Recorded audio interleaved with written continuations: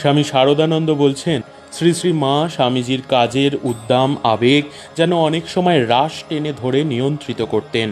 কলকাতায় প্লেগ মহামারীর সময় স্বামীজি নিবেদিতা প্রভৃতিকে নিয়ে সেবা কার্য আরম্ভ করলেন, কিন্তু কার্যের ব্যাপকতা দিন দিন বাড়তে থাকায় এবং সে পরিমাণ অর্থের সংস্থান না থাকায় স্বামীজি বিচলিত হয়ে পড়লেন। শেষ পর্যন্ত তিনি সেবা কাজ অক্ষুণ্ণ রাখবার জন্য বেলুর মঠ বিক্রি করবার ইচ্ছা প্রকাশ করলেন। এই কথা শ্রী শ্রী মায়ের কাছে উত্থাপন করায় তিনি তৎক্ষণাৎ বললেন, সে কি বাবা, বেলুর মঠ বিক্রি করবে কি? মঠ স্থাপনায় আমার নামে সংকল্প করেছ, ঠাকুর এবং ঠাকুরের নামে উৎসর্গ করেছ, তোমারও সব বিক্রি করবার অধিকারই বা কোথায়?